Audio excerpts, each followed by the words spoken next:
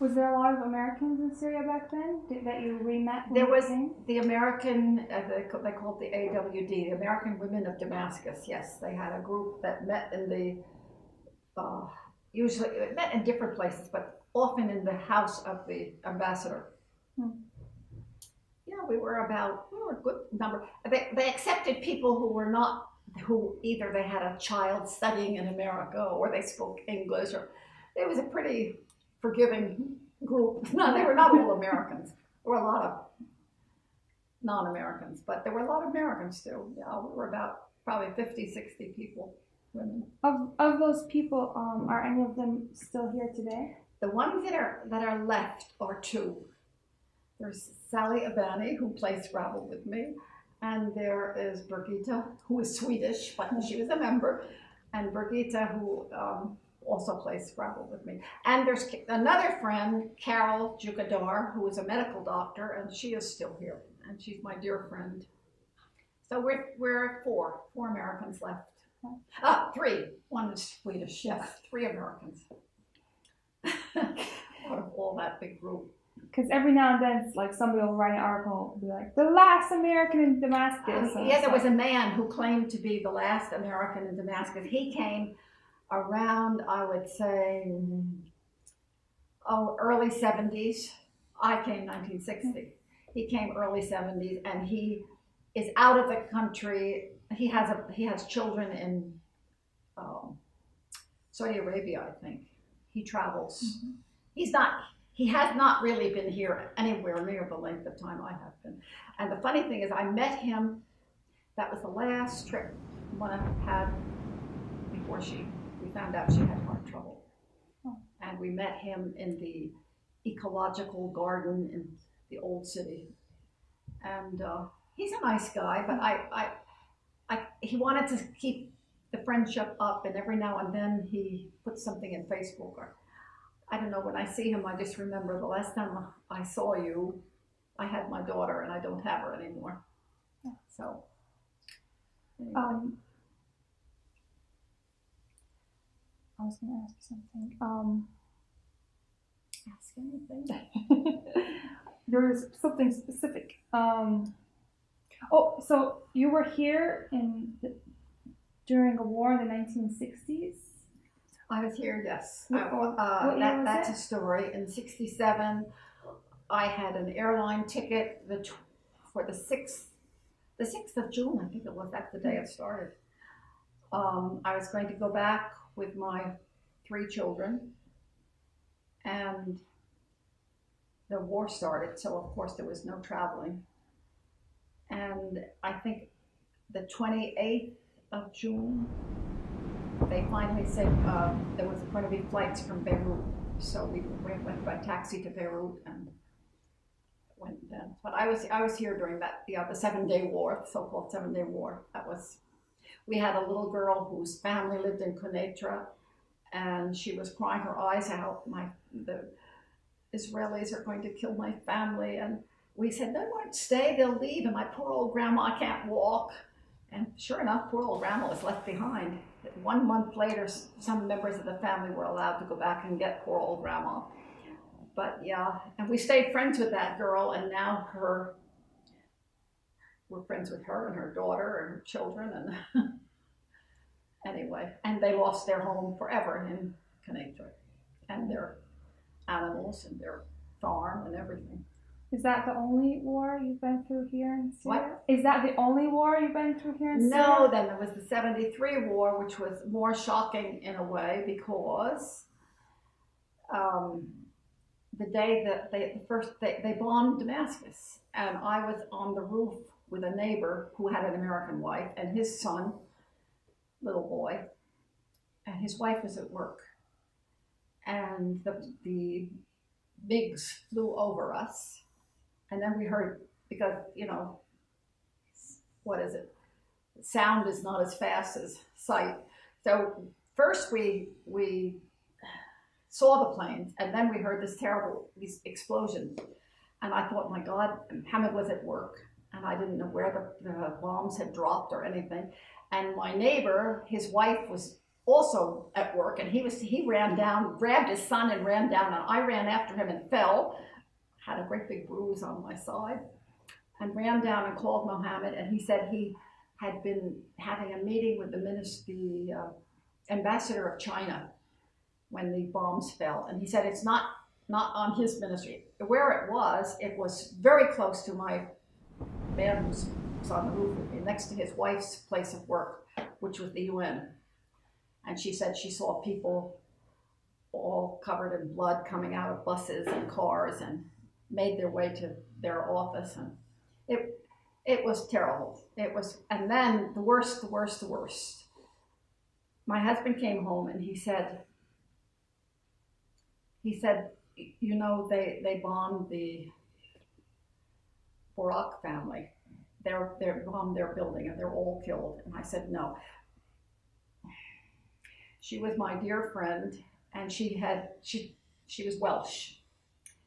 And Myra Barak, she knew that her house was in a very dangerous place.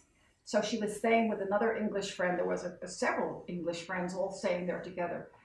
And she called me the day before. She called me and said, Elaine, don't worry about me. I'm staying with Diana and we're okay and everything's fine. And the day of that bombing, her husband was an optometrist, a surgical ophthalmologist. Anyway, he did eye surgery and he was in the army and he was on leave he said he was going to get leave for about 2 hours. And he called her at the home where she was staying, Diana's house, and said, let's go home and have lunch together. It was so, fate. And they went home, they got home at about 12 noon, and the bombs fell around 12:30. And they had 2 little boys. They were both in school with Omar and Susu, and with Omar and Muna. And she used to say about the older one, Akram, he's going to be a big man when he grows up. He died at the age of about 8.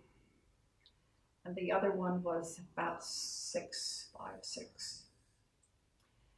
And Mohammed came home and told me this, and I said, that can't, I was in complete denial. I said, that can't be true. She called me yesterday and everything's fine, and she's staying at Diana's and she's not in her house. And if her house was bombed, she's not in it. Well, the next morning, for some insane reason, I got the driver to take me and Susu, poor Susu, to the house. And we had to crawl through rubble. I mean, the rubble was like this. The house was all smashed. And by that time, I knew it was, Mohammed had been to the morgue and helped identify bodies. And we found that the worst of it all, I found this photograph album in the rubble covered with dust. And I picked it up. It was her wedding album, of all things. And to this day, I regret what I did. I was crying, Susan was crying, and standing beside us, we found out, was her brother-in-law. Yeah. And I guess he introduced himself. He said, I'm Nizar's brother, Nizar Barak. And he said that when we first showed up. And I handed the album to him. And later I found out, English friends told me that I knew Myra was an only child.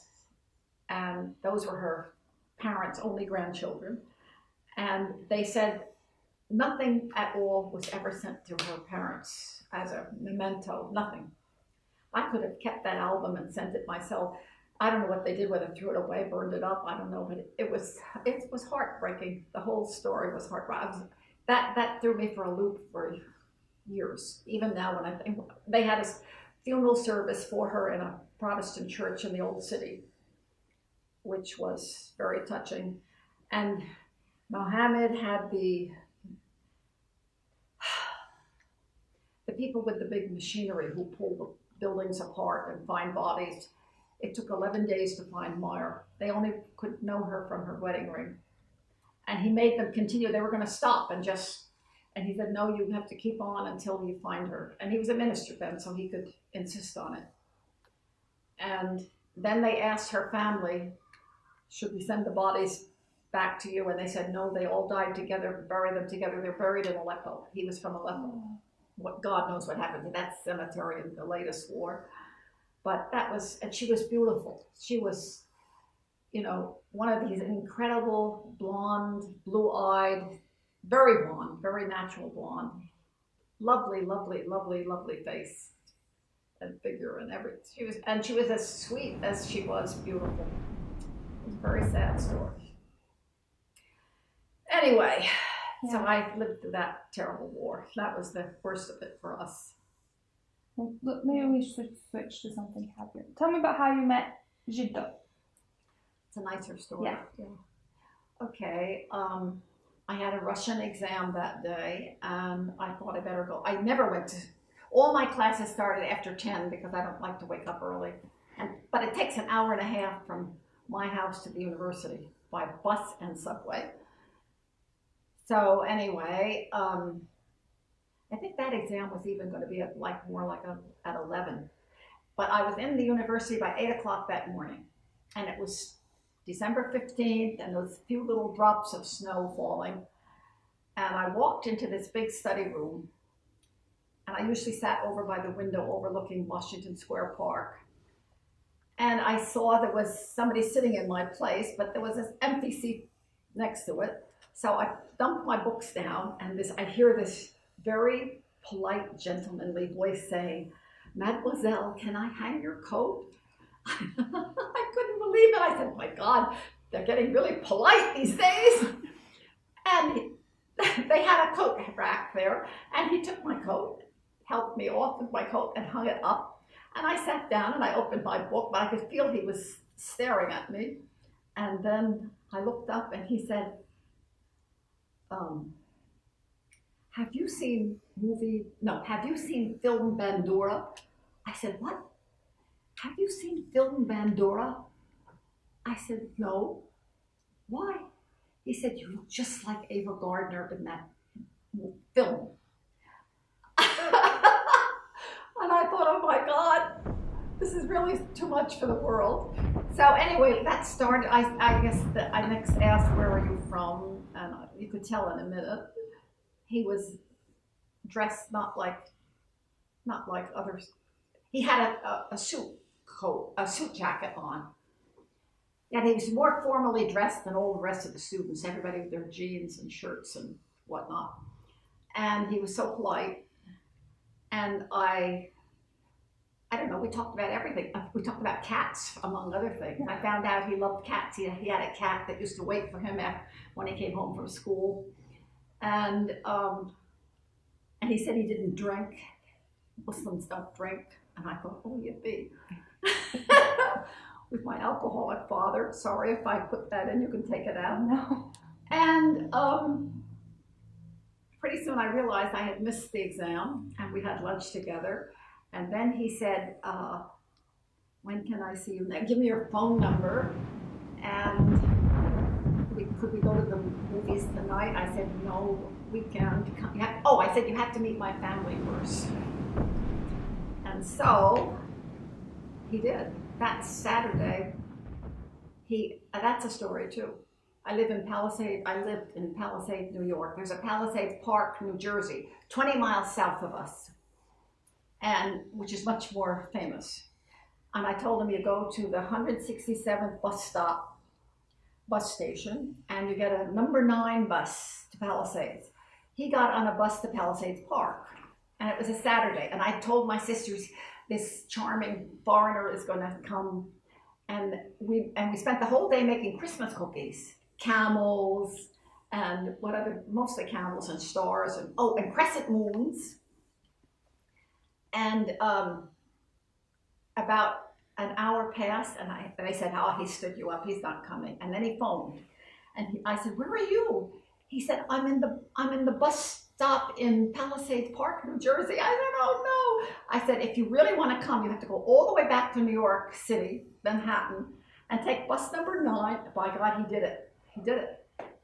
He arrived at like 3 hours late, and he had a box of chocolate under his arm, and he said, I found it on the subway. And, you know, dumb me, naive. I believed that. I didn't know Syrians, they don't like really giving presents. They just sort of put them on the side or, yeah, he said he found it on the subway. I thought, wow, that's nice.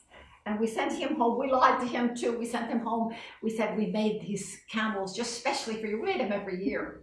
Camels and crescent moons. And we sent him home with a big box of decorated Christmas cookies. And my sisters fell in love with him. My mother fell in love with him. And needless to say, that's how it began.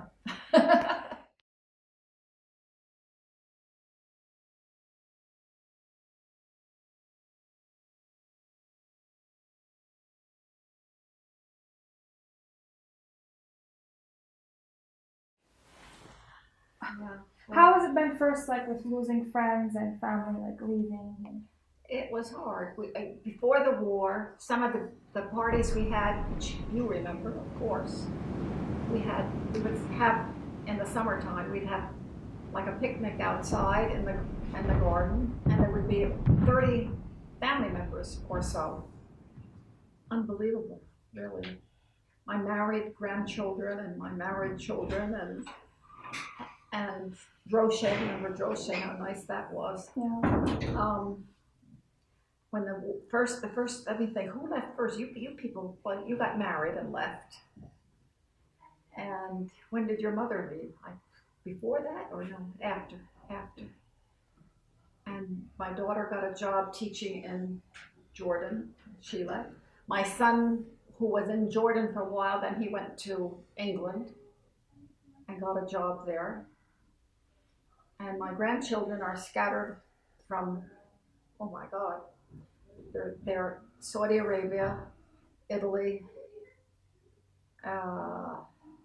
America, Canada. Did I leave something out? Did you ever think of leaving? Not in a practical way, because I knew my husband would never leave, and he doesn't have a citizenship. And imagine if you're 88 and you apply for an American visa at 88, and they aren't accepting Syrians. So it was never a possible. It wasn't a possible. The strange thing is, when he was a minister, he used to say he would come home from meetings of the different ministers, and he would say, I'm possibly the only one there who doesn't have another passport. They all had American passports, French passports, you name it. And when we were in America, it would have been easy to get one, but we never thought of it. I don't know why. When we were in Kuwait, it would have been easy to get it. And we were very good friends with the American ambassador then, and he would have probably got us citizenship for Jiddo in a minute, but we didn't think of it. And suddenly now it's, if you don't have citizenship, I mean, forget it. You don't get a visa. You're never going to get a visa. So we don't think about it, no. I'm not going without him.